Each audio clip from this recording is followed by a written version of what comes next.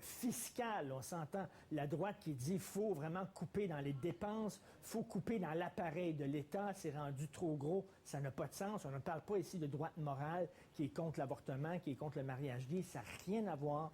Droite fiscale, ces gens-là, pendant très longtemps, étaient près de l'ADQ, appuyaient l'ADQ parce que se reconnaissaient dans ce parti-là en disant c'est le seul parti qui défend vraiment notre point de vue. Maintenant que l'ADQ n'existe plus, ces gens-là se retrouvent un peu orphelins. Nous allons en parler et parler de l'événement qui a rassemblé 400 personnes. Le Réseau Liberté Québec, c'est 1100 membres avec deux cofondateurs. Joanne Marcotte, cofondatrice du Réseau Liberté Québec.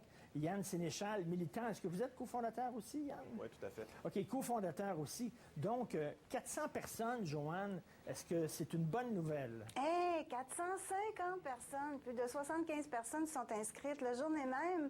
Ah, vraiment, là, ça nous a rassurés parce qu'on avait peur un peu, puis les gens sont un peu déprimés, démotivés, mais écoute, 450 personnes, les gens étaient vraiment contents de se voir. Je vous le dis, on avait le panel, le top trio du Canada-Québec pour ce qui est de parler du multiculturalisme et puis de l'islam politique. On avait Martin Coiteux, que vous connaissez bien, un modèle de rigueur intellectuelle pour nous parler du livre supposément qu'on est KO, la droite de Jean-François Lisée. Éric Duhem a partagé avec nous autres sa passion de Margaret Thatcher. On avait du monde de... Ah, regarde. Les gens étaient contents. C'est sûr qu'on se questionne un peu sur l'avenir politique de la droite, mais en tout cas, la base, elle est là. Puis, à qui veut bien l'entendre? Yann Sénéchal, c'est ça qui est bizarre. La base est là. Les gens voient, par exemple, la semaine passée, on a beaucoup parlé de cet organigramme hallucinant publié par le Journal de Montréal, le Journal de Québec, sur l'État qui grossit. Il y a beaucoup de gens qui disent on dépense trop, faut mettre la hache là-dedans, faut faire le ménage dans nos dépenses, que c'est rendu complètement fou. Mais il n'y a plus de véhicule politique pour transmettre ça, ces idées-là. C'est sûr, mais d'un autre côté, c'est normal que les partis politiques viennent probablement en dernier. Probablement qu'avant, l'ADQ était trop en avance sur son temps parce que pour avoir du succès en politique, ça prend pas juste un parti, ça prend beaucoup plus que ça. Ça prend des appuis dans les médias, ça prend des think tanks qui produisent du matériel, la nourriture intellectuelle. Ça prend aussi des réseaux comme le nôtre qui motivent les gens, qui trouvent des militants, qui défrichent le terrain. Et puis, la beauté du Réseau Liberté Québec, c'est qu'on a gardé notre liberté de parole, ce qu'on ne retrouve pas nécessairement dans un parti politique. Puis ça nous permet de faire plus de choses. La langue de bois au Réseau Liberté Québec, ça n'existe pas. On a du plaisir à faire ce qu'on veut, puis je pense que donner du plaisir aux gens avec la politique, c'est vraiment le meilleur moyen de combattre le cynisme. Joanne Marcotte, je parlais la semaine dernière à un politicien, je ne peux pas le nommer parce que c'est une conversation comme ça, bâton rompu, off-record, comme on dit, mais il disait, n'importe quel politicien, on le sait tous, tout parti confondu, si tu proposes des coupures à tes électeurs, ils ne voteront pas pour toi parce que les gens sont encore dans la culture du cadeau, du bonbon, des privilèges. Il dit, je comprends, c'est vrai qu'il faut couper quelque part, mais arriver avec un budget d'austérité, c'est la mort. Est-ce que c'est vrai, ça? Ben oui, c'est vrai. On l'a vu avec Mario Dumont, là, tu sais. Puis il y a des sujets aussi qui sont pas tout à fait sexy en campagne électorale, là, tu sais, parler de la dette, des trucs comme ça. C'est pour ça que le défi est extraordinaire.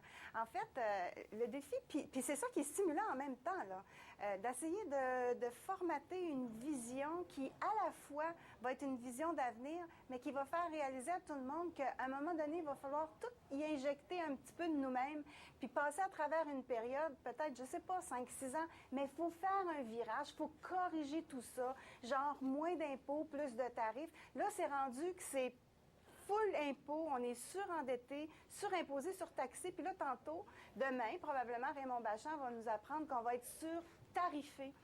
Mais à quelque part, il n'y a pas de vision, là. Après le prochain, ça va être quoi? Ça va être, je veux dire, on est toujours dans ce cycle-là de plus de revenus pour engraisser la bête étatique.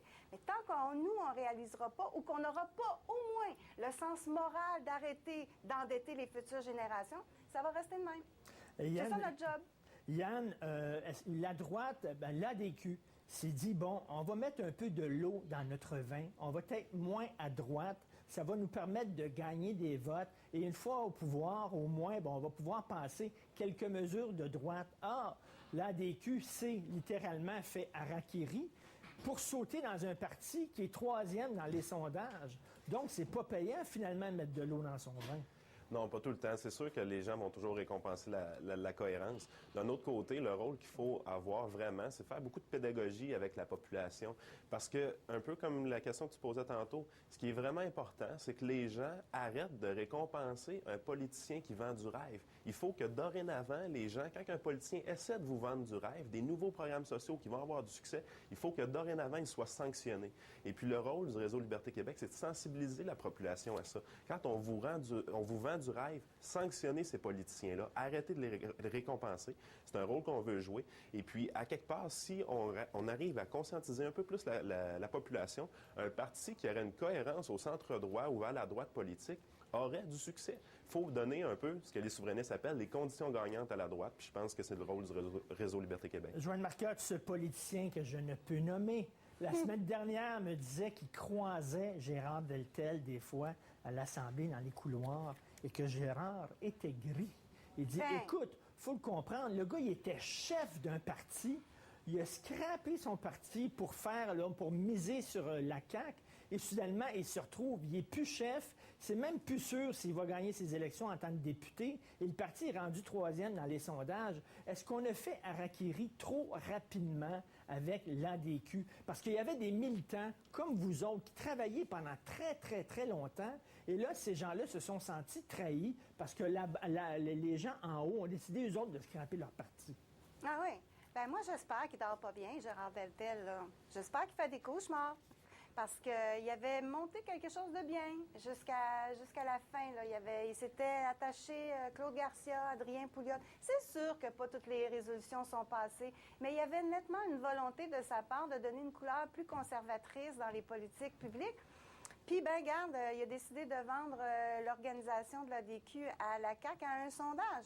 Fait que j'espère qu'il dort pas bien, puis je suis pas mal sûre qu'il doit être mal avec lui-même, en tout cas, parce que sinon, il joue bien la comédie, parce que moi, j'ai cru en sa philosophie conservatrice à Gérard Deltel. Quand même, il y a une historique, hein? Il avait été impliqué au Parti conservateur canadien.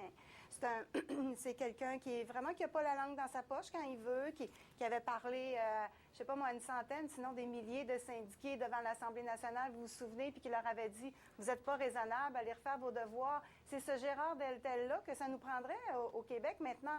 Moi, en tout cas, je ne sais pas s'il va se présenter sous les couleurs de la CAQ. Je m'attends toujours à ce qu'il démissionne puis qu'il se recouvre de couleurs indépendantes. De façon indépendante, c'est ça. Je m'attends à ça. Je me l'explique pas. Restez avec nous, on s'en va à la pause et on revient avec Yann Sénéchal et Joanne Marcotte et on va parler justement de la droite qui se sent orpheline au Québec.